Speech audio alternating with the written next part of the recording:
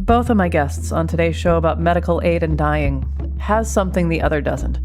One has terminal cancer, and she's an enthusiastic proponent of getting the law passed so she can die on her own terms where she lives, here in Connecticut. This is simply saying, I've had a wonderful life and I'd like to have a wonderful death. Curling up in a bed on drugs isn't exactly my idea of a good death. The other is a palliative and hospice care consultant who's attended over 1,500 deaths. And he has a different take on things.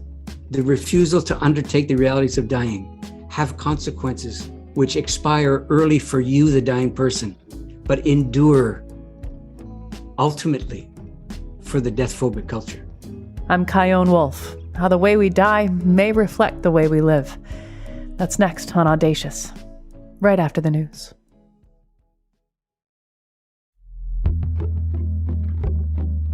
From Connecticut Public Radio in Hartford, this is Audacious. I'm Kyone Wolfe. Death is something I like to talk about. It's unknown, it's scary in ways it's hard to talk about.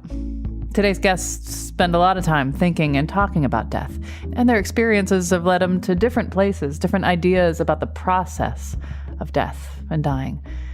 Lynda Bluestein of Bridgeport has terminal cancer. She's actively working to get medical aid in dying legislation passed in Connecticut.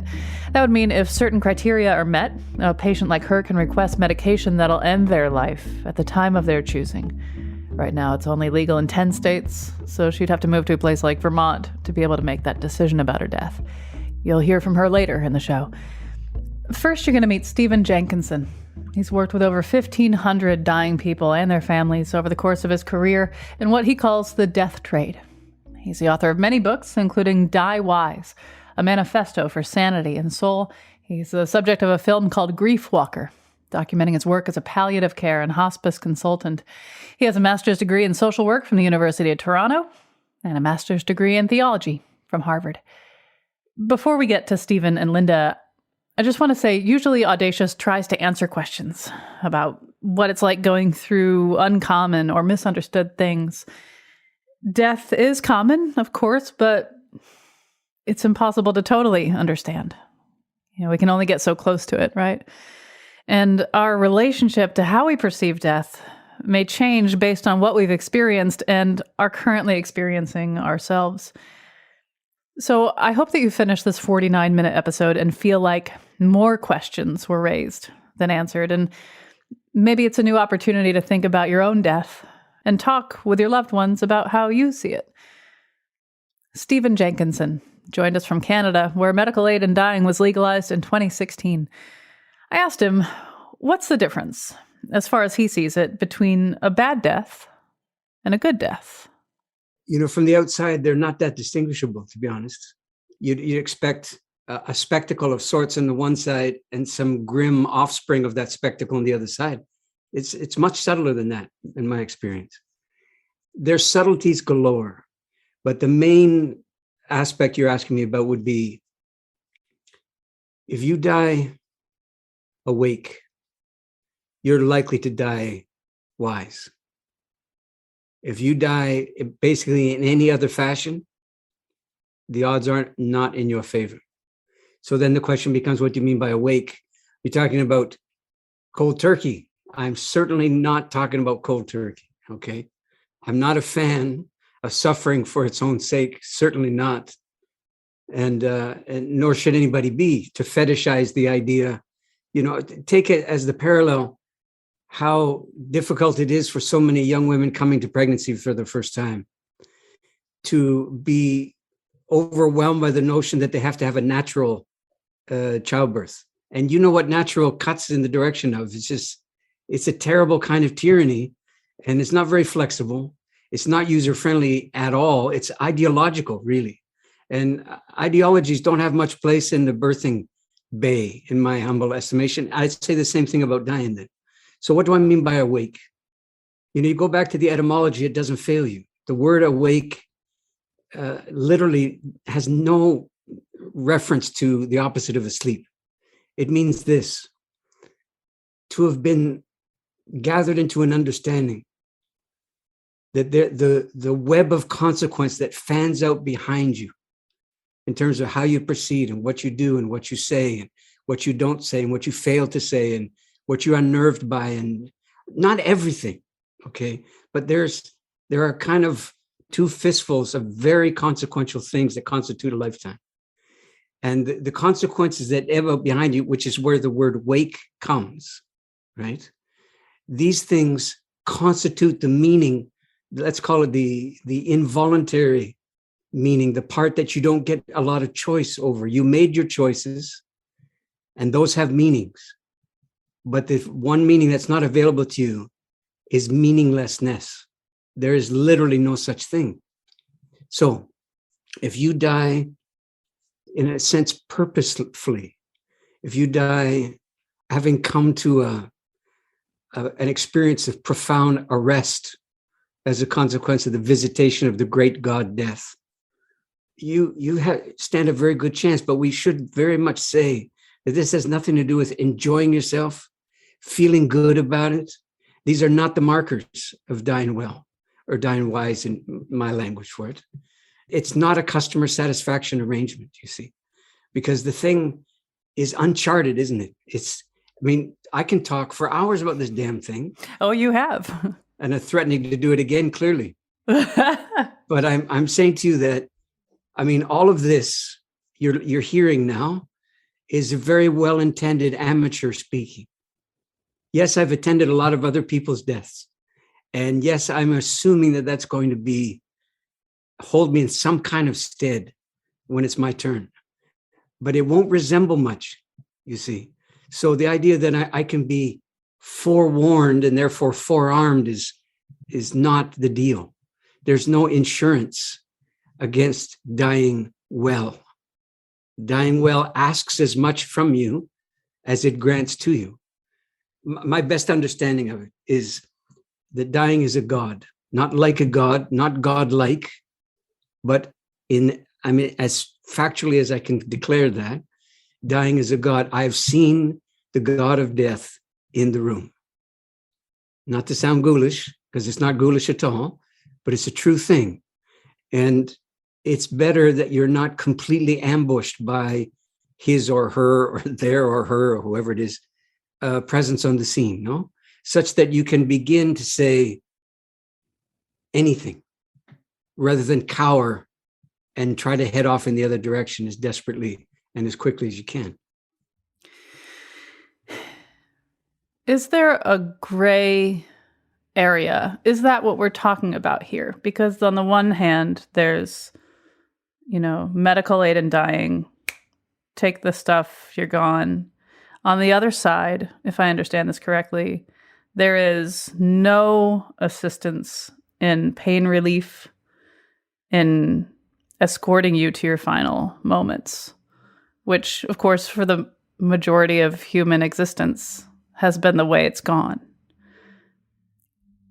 From your viewpoint and from what you've seen, is there a gray area? What is that gray area operationally? The answer is yes. First of all, the characterization that for most of human history, it's been cold turkey. I very much doubt that that's the case, actually. I think that there have been Bush wisdom practitioners galore who've drawn down from the pharmacopoeia around them, when the vital signs and the vital signs dictated the rest. I'm not born into such a place, really, with the possible exception of aspirin, and a couple of other things like this. But I think that's been in the mix. So I don't think it's been nasty, brutish, and short until the last 20 years. That's the first thing. And then the second thing, as to the gray area, I can tell you that I'm a Canadian. And when I was working in the death trade, euthanasia, as it was called then, was against the law. It was a criminal activity, criminalized and indictable activity. Okay. I'm telling you, it happened all the time. It was what we called euphemistically amongst ourselves, passive euthanasia. Passive euthanasia generally takes the form of this. The law, at least the law in my country at the time, was what constitutes the illegality of the matter is the intent to short circuit the quote, naturally occurring course of a person's ending, short circuit in the direction of hastening it. On the other hand, if that's not the intention, but it is the consequence, possibly unforeseeable, or at least a questionable consequence of an attempt to relieve suffering, then that would not be considered euthanasia in the criminal sense of the term. And that's the form that it took. Because, those of us who worked officially in the death trade, I mean, I can't think of an ideologue there in all my time there who was willing to stand beside the notion that a person should properly be abandoned to their own undoing in order to rescue the rest of us from possible indictment. I never saw that occur. I'm not saying anybody was a hero. I'm just saying I never saw it. Nobody gets into that business to do that to people, I'm fairly sure. Not that I saw. However, it marks you in a certain way to get up on a Monday morning, to look in your appointment book at home before you set off to your rounds, and to know at 2 p.m. you're presiding over the official and clearly intended, clearly consequential death of a fellow human being. There's something about it it's obviously not a common kind of experience. So what you're doing is you're treating somebody for symptoms of a kind of chronic and acute shortness of breath, or what we call oxygen starvation. And you know that given where they sit and their own constitutional infirmities and so on, that the likelihood is that this dose compared to this dose will kill them. Nobody says the word kill in the circumstance, and the person is consulted. And you can just guess what kind of profound, somber, existential etiquette that's entered into between the people that involve, which hopefully is very few. A couple of family members. You try to keep it so that there's not a gang of witnesses and people weighing in with opinions and all the rest who frankly don't belong in a moment like that. And that the person has, we routinely did this. We asked them one more time, which is a very challenging place to put someone, to agree to the imminence of what's about to take place and to choose it, you see, one more time. Are they choosing it freely? Of course not. You can't even absolve yourself with the allegation that it's a free, quote unquote, free choice. Why not? Because it's being chosen under duress. That's why. You're not standing there in an open field with the wind blowing your hair and making the ultimate call, to serve what you believe in. That's not how it shakes. How it shakes is you're in tough and you don't really know what to do. And you've flirted with the notion of what you're capable of and no longer capable of. And it doesn't look like what you thought it did when you were formulating your idea. When you get there, you're a stranger in a strange land, there at the edge of your own capacity to cope. You see, so all of the language of living wills and those kinds of things, they're all written by amateurs. I'm not saying don't do it. I'm just saying understand the limits. You're imagining, you're basically fantasizing what enough already would look like, what the intolerable is constituted as. Then you get there and you think, can I negotiate? And of course, it throws everybody off the scent of the scheme, isn't it? And they're trying to read the tea leaves of your responses and things like this, and you're still able to communicate. And it's less and less clear for all concerned how this should actually roll out. So anyway, that's a long kind of anecdotal way of telling you that things rarely look the way anybody thinks that they should. But if anybody should be in a position of being capable on behalf of the dying person, it should be the people who've been there before, just not with that person. In other words, they should be led in the most gracious sense of the term by the people paid to know about what we're talking about now. And in that sense, then, I think the language of power, frankly, doesn't belong in the discussion, the language of who's in charge. But, you've had recourse to the medical professionals up until this moment. And in a medically assisted death, you still have recourse to them. Then you need to allow the distinct possibility that the recourse includes recourse to their human concern, not just their functional expertise. alas, there's not a lot of training that marries the two of those together for keeps in many practitioners. And so I'm fantasizing when I suggest that arrangement, to be honest. It wasn't that frequently available. That was Stephen Jenkinson, author of Die Wise, a manifesto for sanity and soul. He's worked with over 1,500 dying people and their families over the course of his career. When we get back, more from Stephen about his views on states and countries that legalize medical aid in dying. Is it doing so to challenge its own death phobia? Because I'm submitting to you, it's the death phobia that is passing the legislation. Plus, you'll meet a woman with terminal cancer who's a proponent of medical aid in dying in Connecticut. I'm Chion Wolf. This is Audacious. Stay with me.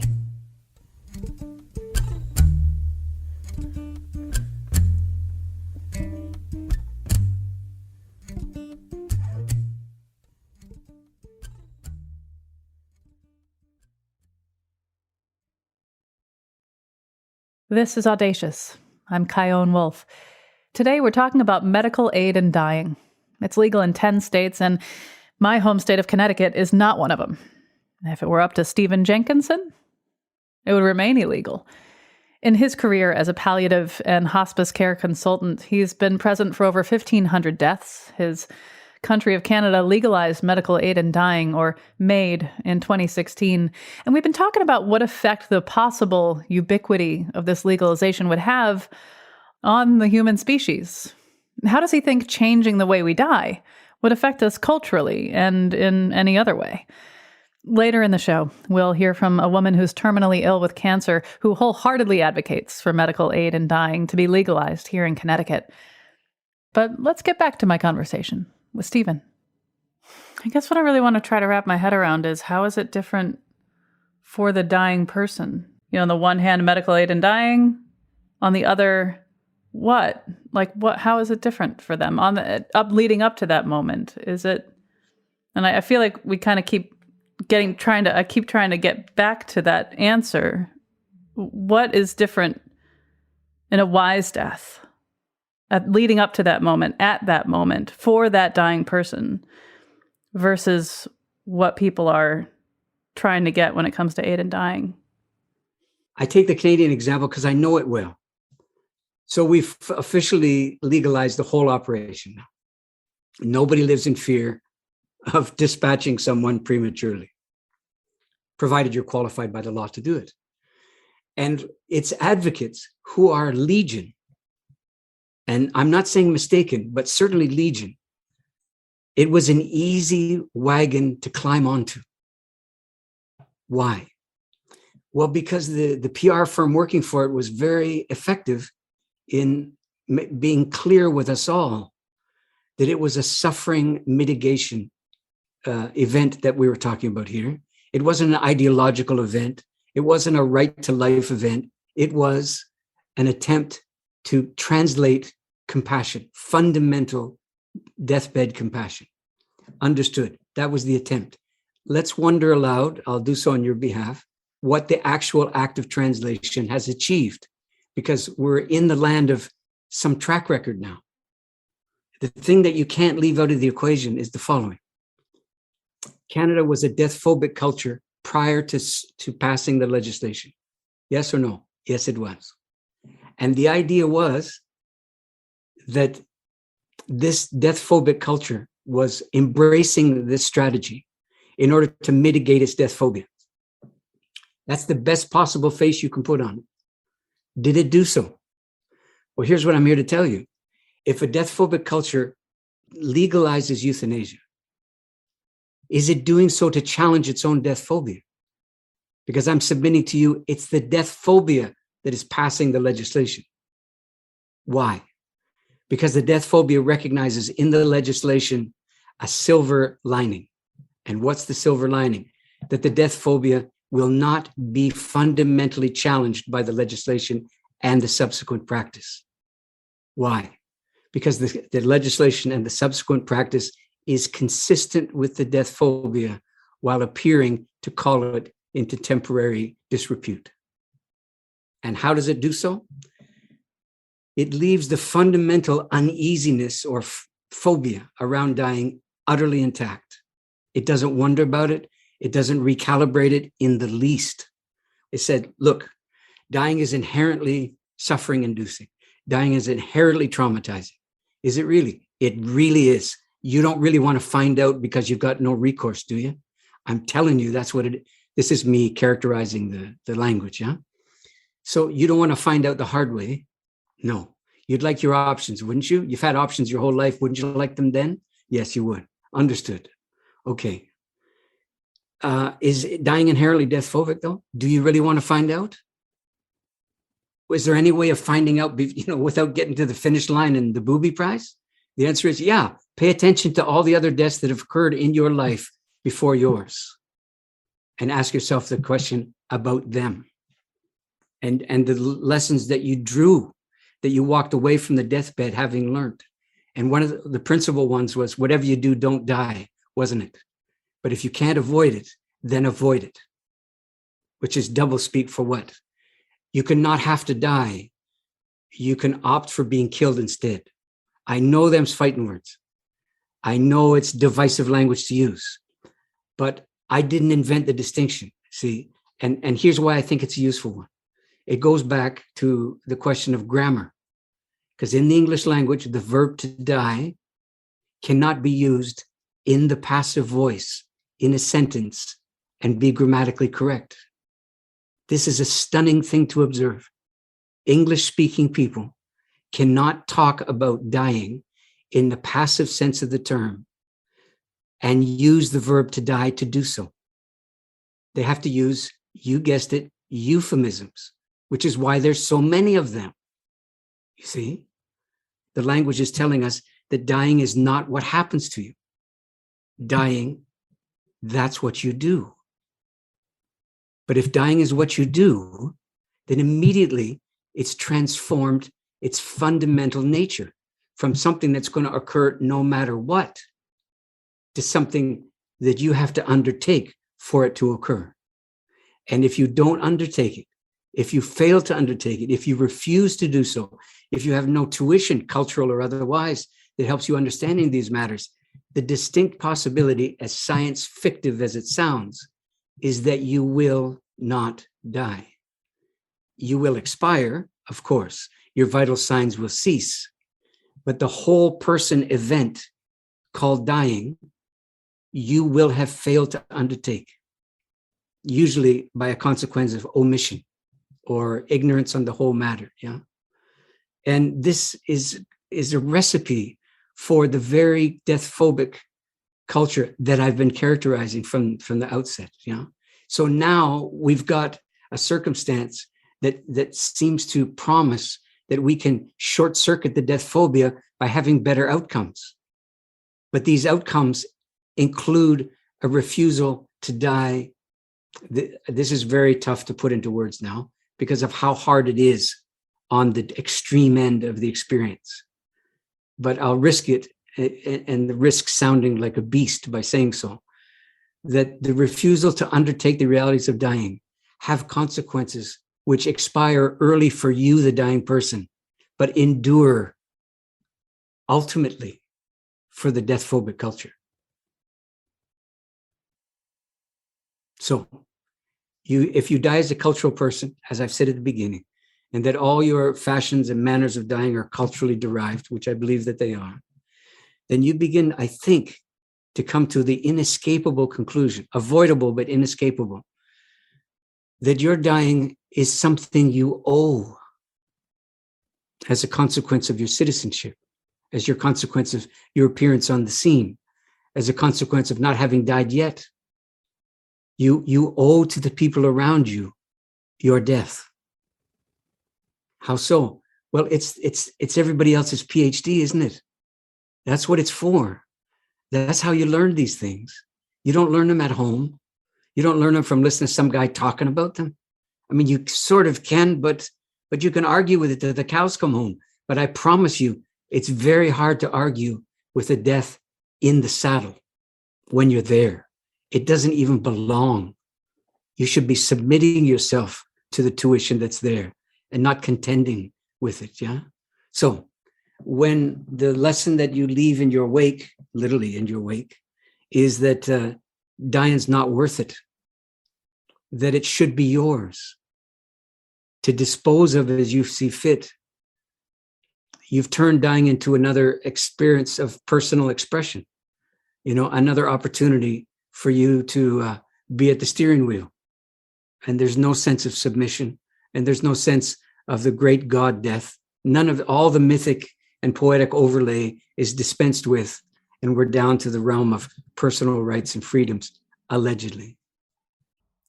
So just so I make sure that I have this right, and I apologize because it must be frustrating to have someone attempt to narrow down something so vast and complex as dying. But it sounds like what you're saying is, for those who want medical aid in dying for themselves, that on a grand scale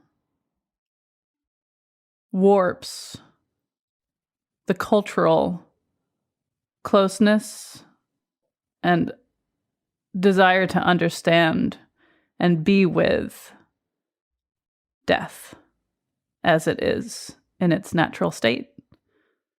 Am I close?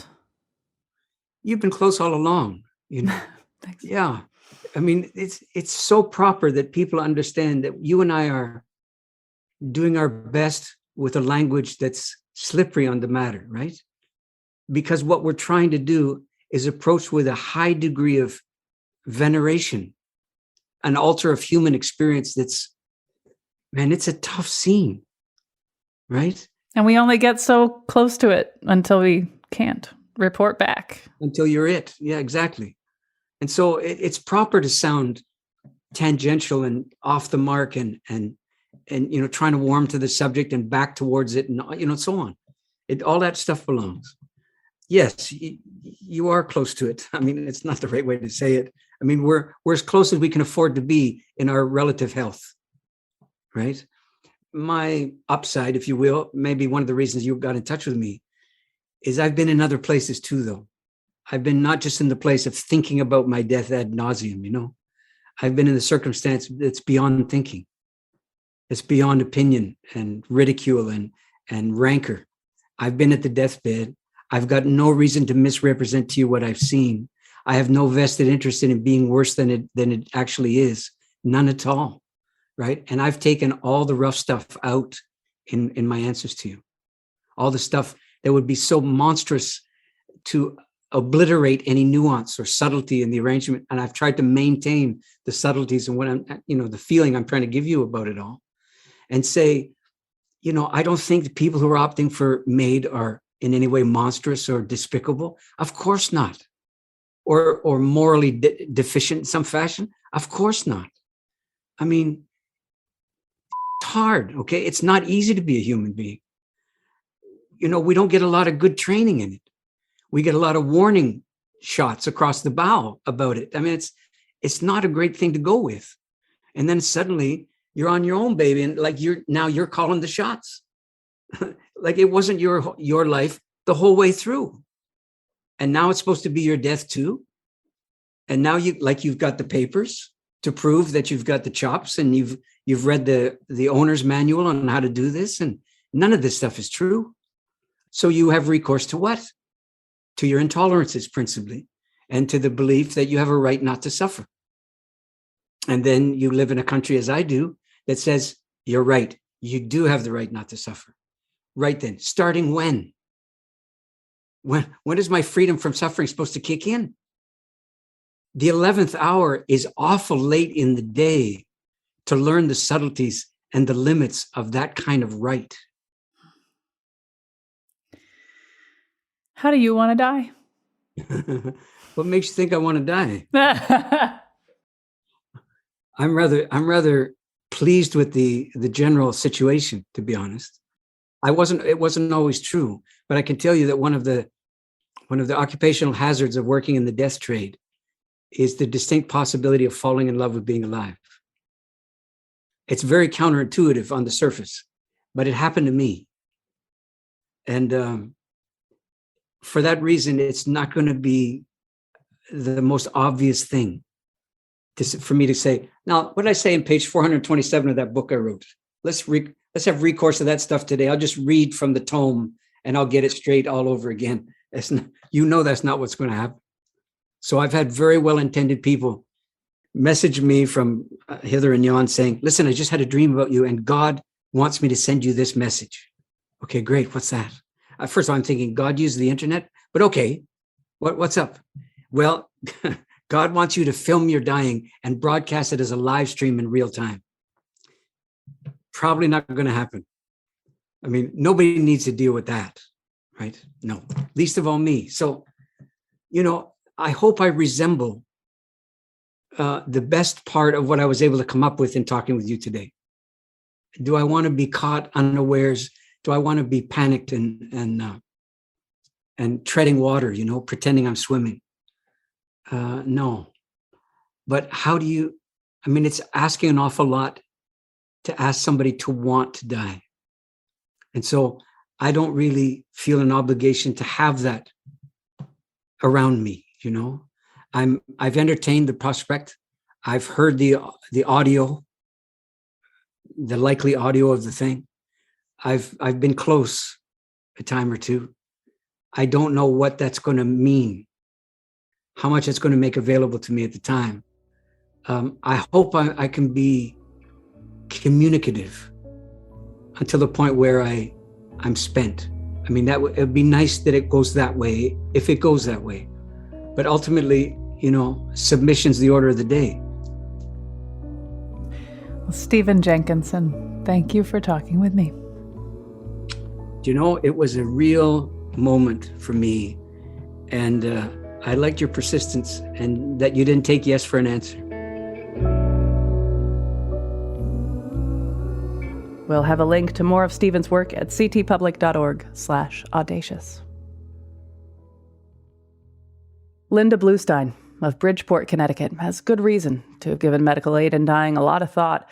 Back in 2018, she was diagnosed with breast cancer. She had a double mastectomy, and then later she was diagnosed with malignant melanoma. And then in 2021, she found out that she has late-stage ovarian cancer. I asked her what initially made her consider medical aid in dying for herself. Neither of my parents had deaths at the end where they were together with us and where we had all come to terms with the good and the bad and the wonderful and the odd moments of what it meant to be a family, what it meant to be in relationship with one another. And so I sat down after I realized that I had a pretty ominous future ahead of me. And I made a list of 10 things about what would be a good death for me. And it's called my death plan. And every day I get up and I read this list. It's a little book on my desk. And all I do is glance at it to see if I've done everything that I want to do. I'd love to hear a few of them. At the top of the list is forgive everyone. I don't want to carry around anything with me that in the end matters not at all. So I thought, I haven't forgiven so-and-so. They probably don't even know I'm carrying this, but I'm going to do that. And then, of course, what everyone tells you as you get older is get your affairs in order. Wills, trust, financial stuff. Well, that's pretty ordinary. And I'm good on that part of it. And then number 3 is plan a good death. It's going to be at home. It's going to be with my dog, with my husband, with my kids, maybe my grandchildren. I don't want death to be a mystery to them because it's everybody's end.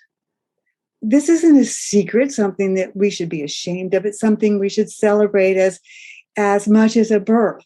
And we plan for births and we plan for weddings and we plan for all these other things. But how about planning for our final exit? And so I had some things in mind for my good death and where it's going to take place. And I'd like it to take place at my beautiful home here in St. Mary's by the Sea. But if I have to move to Vermont to access medical aid in dying, that's going to mean a big, seismic shift in my plans. But I also I prioritized the no's and the yeses. Well, how am I going to spend my time? You know what? I'm not going to, that potluck, I'm not doing that again. I also put in my death plan, educate me on my medical options, because oncologists and everybody starts throwing a lot of stuff at you as you get these serious and ominous diagnoses. And it's not easy to be a fully engaged participant at the table. Sometimes I felt like I wasn't even invited to the table. And I said, I am going to just educate the hell out of myself to understand what options there are. And when something's offered to me, okay, what's the upside and what's the downside? And how does that fit in with my plans for my last days? You don't get to decide. I don't care what your degrees are. And then my 10th item on my good death list is just carpe diem. Every day that I have, if I'm feeling strong and I have energy, get up, get dressed, put on makeup. I have hair now. I didn't have hair for so long, and do things that bring me satisfaction or a sense of completion or a sense of agency, because my cancers aren't giving me a lot of agency over many aspects of life, but certainly taking steps to make sure that at the very end, I don't have to suffer and have my family members suffer. My cancers already cause seismic shifts in the people who love me. They have to realize, mom, grandma, wife, not going to be here as long as we had hoped or expected she would. I want to make that as light on their hearts as possible when the cancer comes back and when the suffering is too great. How will you know when the suffering is too great? I guess I don't know. Isn't that one of the mysteries? One of the great mysteries? In states where medical aid in dying is legal, most people who access the cocktail for ending their lives end up never taking advantage of it. So if all I can do is wake up in the morning and dread another day, or I've had the privilege of being a friend to a woman I met in a cancer support group at the Norma Freem Cancer Center 3 years ago, who, as she said, took flight on February 2nd of this year, when she, by herself, moved to Vermont, leaving her husband back in Fairfield, drove to Vermont, registered her car there, got a place to live, established residency, registered to vote, had all of her medical records sent, had to find new doctors, new hospice care, be admitted to hospice. And she wrote me every day. She wrote me on the days before she had decided to go to Vermont to access Act 39. And she said, Lynda, I'm going to keep you in the loop because I'm going to go through this and I'm going to leave you a trail of breadcrumbs so you'll know how hard it was. And it was very hard. To do also while being sick. While in her 3rd year of suffering from lung cancer with no energy left. So Kathy had to leave her home and do all of these things. And she wrote me every day. She said, well, I had to find a witness today to attest to the fact that they weren't related to me, didn't know me, but I seemed to be sound of mind and know what I was doing, and they weren't going to benefit from my will. And she said, and then people in Vermont didn't want to sign it. They were afraid, somebody's going to find me. So she finally found a random person in a coffee shop who would sign her, be a witness. And then she went to a bookstore, and she walked into the bookstore and broke down in tears because she was so tired and so frustrated. And the bookstore owner just put her arms around her and said, what's the matter? She said, would you be my witness? And they sat down and talked. So that was her second witness. But this was not easy. And then she had to find a place to live, somebody to take care of her. And she had to find that only one pharmacy in all of Vermont compounds and dispenses these drugs. So she said, Lynda, this ain't easy, so start early. And I took that seriously, and I was so happy when she wrote me in the morning of February 2nd, she said, "Hey, girlfriend, I'm taking flight this morning. My family's here, my son, my daughter, my husband. Bill's been taking care of her." This is a man that she had moved into his home. He was a hospice nurse. And so she said, goodbye. So I saw what a good death was. And I went to Kathy's memorial service, as many people did in Fairfield at the Pinfield Pavilion, and heard her son and her daughter, both adults, and her husband talk about how beautiful it was and how wonderful it was to see Kathy just say, "I'm going to go to sleep and I'm not going to wake up, and that's all I wanted." So when I get to the point where the suffering is so great that I say to my husband, or I say to someone who's near me, "I just don't want to wake up again. Please let me go to sleep and not wake up." That's the time when I will access those medications to make sure that happens. That was Bridgeport resident Lynda Bluestein. After the break. Societal consequences? What kind of value system is so crazy that we're saying you owe society more hours of suffering? What is the state of Connecticut going to gain or lose by the hours that I have chosen to remove because it was the right time for me? I'm Kyone Wolf. This is Audacious. Be right back.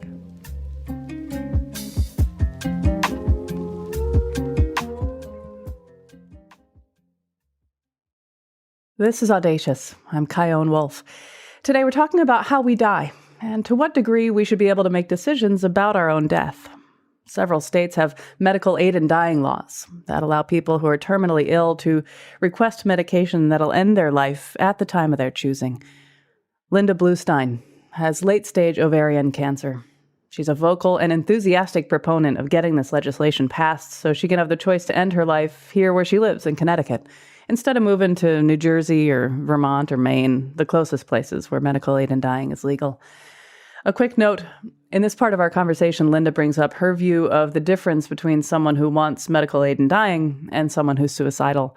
So I'd like to take the opportunity to remind you that the National Suicide Prevention Lifeline is available 24/7, and the number is 800-273-8255.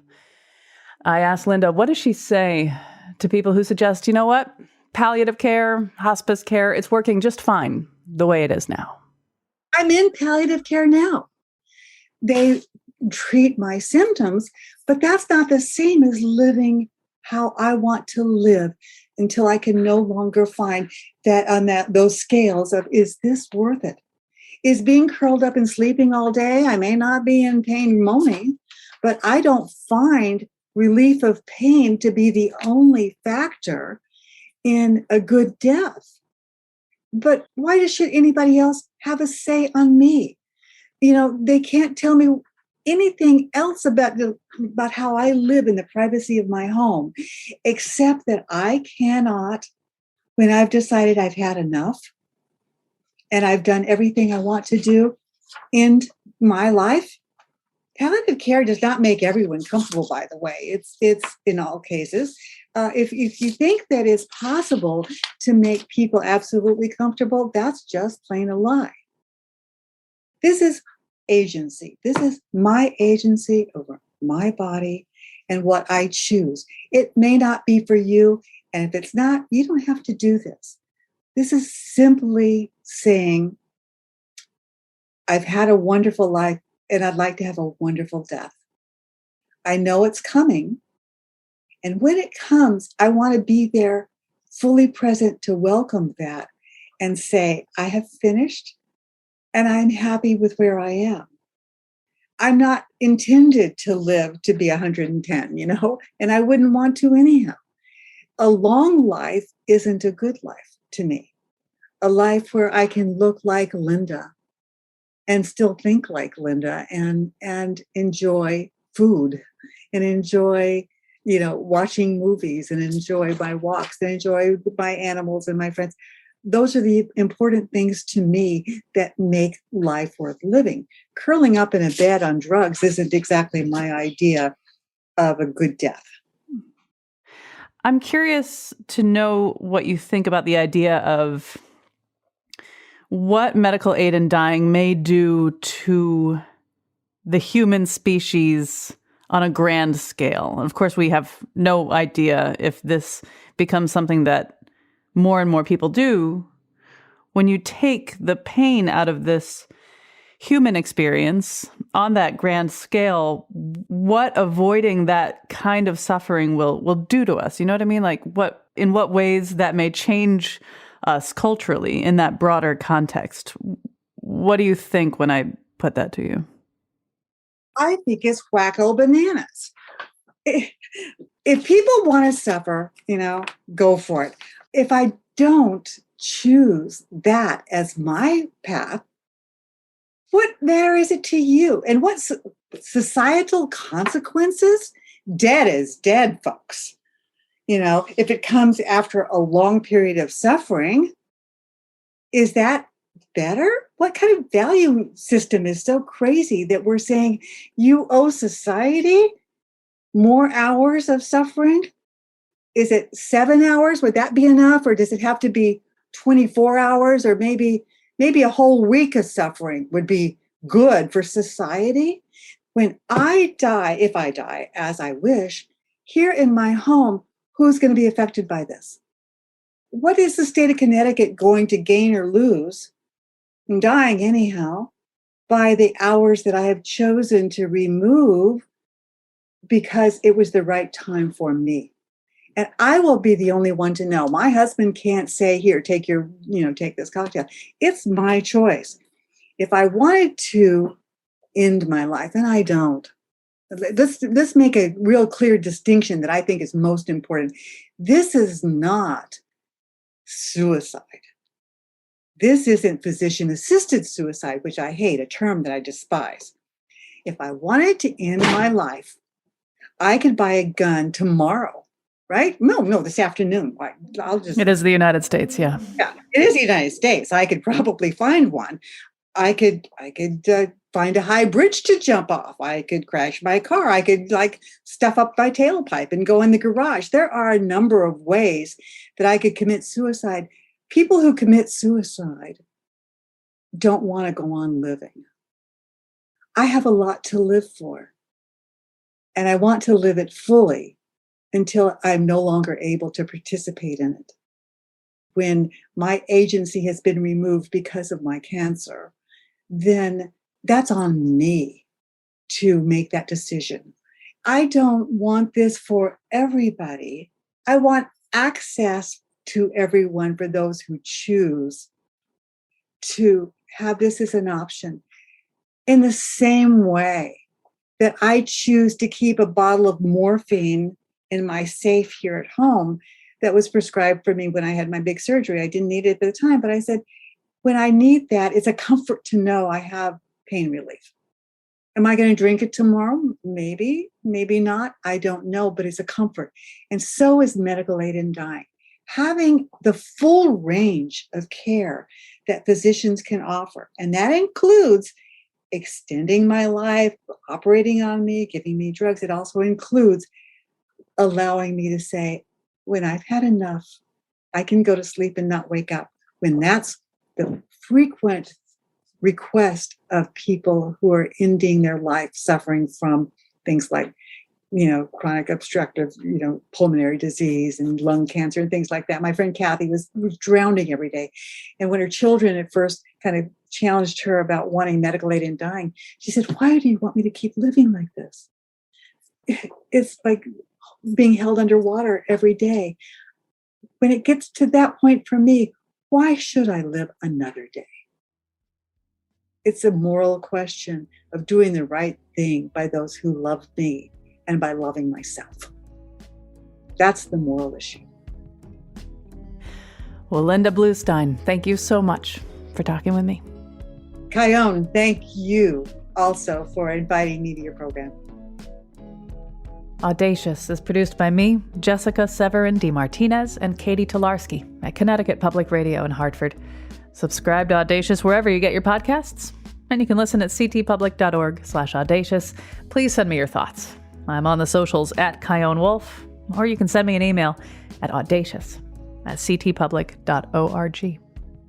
Thanks for listening.